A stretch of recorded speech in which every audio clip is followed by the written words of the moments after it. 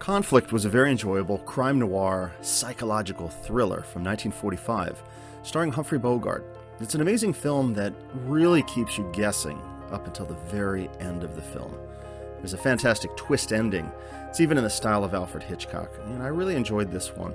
The film opens up with Humphrey Bogart playing the character Richard Mason, and Rose Hobart plays his wife, Kathryn.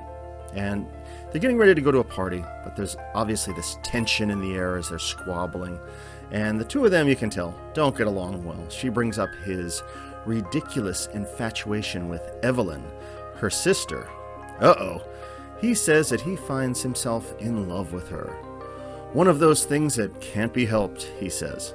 But she makes it clear she has no intention of divorce or leaving him or anything. In fact, she's just rather cold and blasé about it all. Well, they go to their party, and it's hosted by Sidney Greenstreet as Dr. Mark Hamilton. And remember, he was the big guy from Casablanca, the rival club owner, who wanted Bogart's club.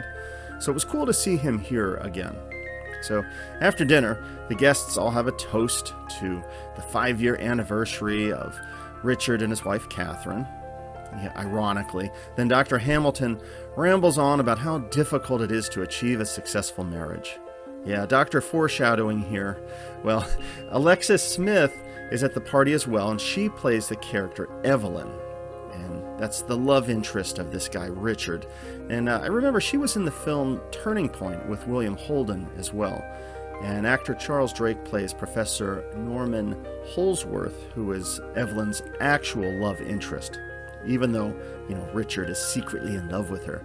Well, Richard seems to be in a gloomy mood at the party, but you watch him, he just lights up when Evelyn starts talking and sharing her theories about love and romance. Well, driving back home from the party in the rain, it looks like, Richard, it's Bogart. He's dressed up in his identical Casablanca outfit. It's kind of funny watching this one scene because, he's got the the hat and the raincoat and everything on.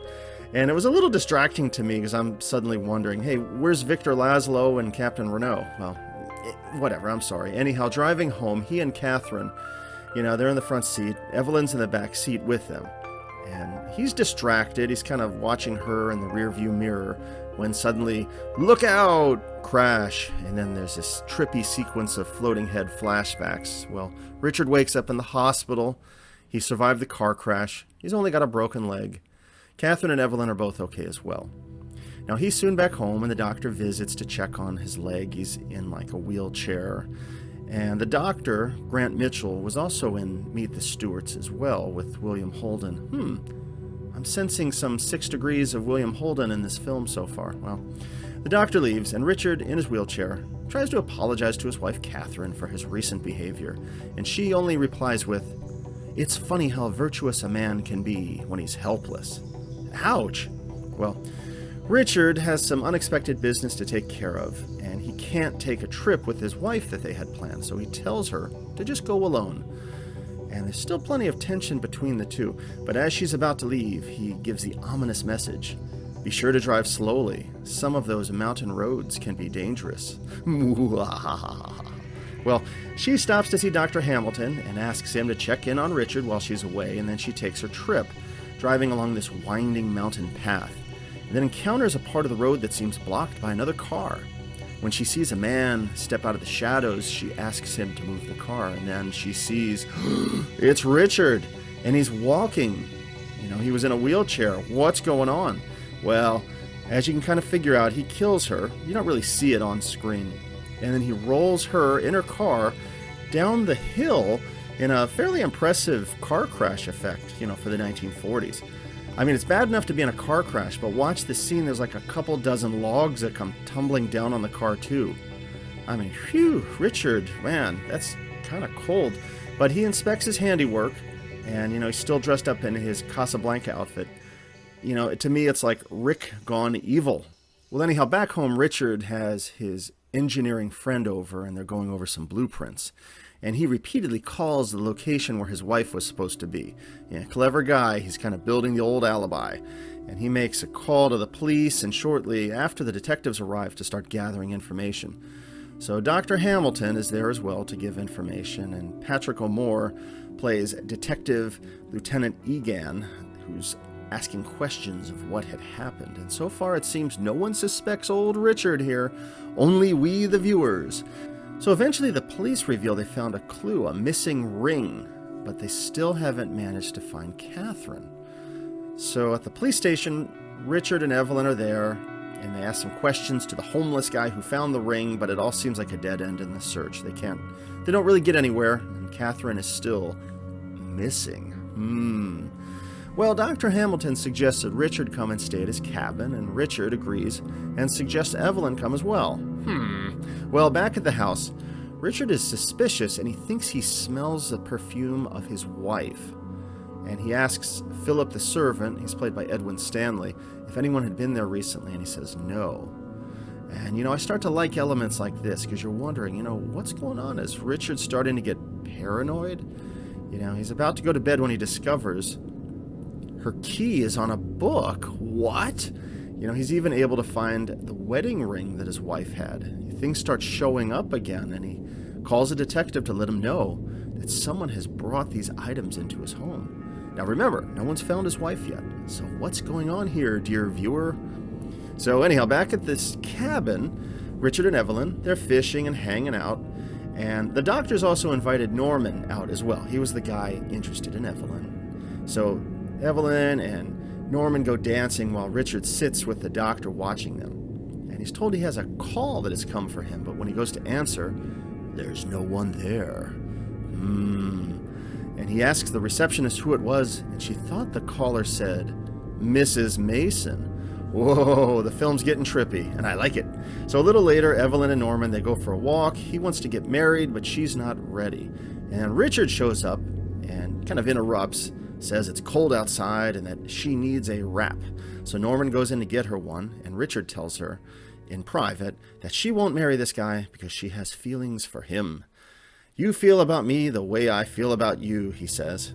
Well, she denies it, and a little later she seeks him out and asks what he meant, and he confesses his love for her. Well, she doesn't feel the same way. Richard goes to talk to the detective again, and he's really playing up this angle that Kathryn might have been murdered and her body was found and that someone's playing games, or maybe she was kidnapped, and he leaves in anger, goes back to work, where apparently he's received a letter that perfectly matches his wife's handwriting. Wow. And then to make things weirder, a record store across the street starts playing their song. So closes the window in annoyance, opens the letter, and it contains only the address of a pawn shop. And he goes to this shop and meets with the pawnbroker, Oliver Blake, and redeems the ticket, which gets him the heart locket from his wife. Whoa. And when asked who pawned it, he checks the book, and it was Mrs. Richard Mason. I mean, wow, this film is trippy. The broker describes what she looked like, matches the description, a green suit, hat with a feather, and all that stuff. Well, he goes back, meets with the detective again, and says, hey, we're going to go talk to this broker, but now it's a different guy running the shop. And when asked, there was no gold locket. No locket and no book recording anything from before. So it's like everything is changing in his story. So throughout the film, we see like little weird clues like this. Like, what's happening? How is this stuff getting back, And a little later, near the end of the film, Richard's in town. He's buying some luggage in the city when he looks out the window and sees what looks exactly like his wife walked by from behind and has the same outfit, the same feather in the hat. He pursues her across the city. It's this cool, bustling 1940s landscape, and follows her into a building and knocks on the door. The building owner sees him. He asks, who just went into this room? And she tells him that no one lives there. It's for rent. He asks to go look inside and finds the room empty. And he demands to know where his wife is, and he saw her go in, but she says that no one was there. So now we, the viewer, have to know what is going on. Is Richard going bonkers? Is someone playing games? Is it a kidnapper? Is this a paranormal visitation? Is someone just playing mind games on him? Who's leaving all these odd clues? Well, okay, no spoilers here, but this is like a classic Hitchcock style ending to the film, and you got to go check it out for yourself to see how it ends. I love it. I mean, it's literally up to the last couple minutes of the film until everything wraps up. And just some quick closing thoughts. I love these psychological thrillers. It just keeps you guessing. And even though Bogart's character is the villain here, he's someone you still believe in, and you want to see how is his conflict going to wrap up. And is he going to get out of this mess or not? And I love the pairing of Humphrey Bogart with Sidney Greenstreet. You know, this is me being a geek who really loves Casablanca. I love seeing these two actors paired together, but in different roles here, where Bogart is now the villain, Sidney Greenstreet is essentially the hero, but both are still excellent together. Alexis Smith also does a great job as the younger sister, who all along seems to be suspicious of what's going on with Bogart's character. And there's really kind of that tense vibe between the two. You know, everyone was cast perfectly in this film. And I would call this a crime noir film, but it's really largely a psychological thriller. And it's just one that up until the end of the film, like I said, you have no idea what's going on. Really enjoyed it, and it's worth checking out. And one final note, I read that around the 52-minute mark in this film, there's a really funny cameo by the Maltese Falcon. It's on top of the wooden filing cabinet in the detective's office when Richard goes to visit.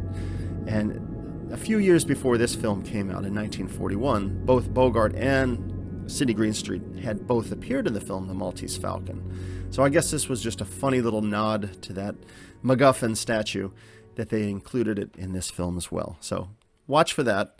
And if you can find it, I think it's on Prime. It's not free, but it's worth paying the $2.99 to rent this one. It's a great, unexpectedly enjoyable film, and it's worth checking out.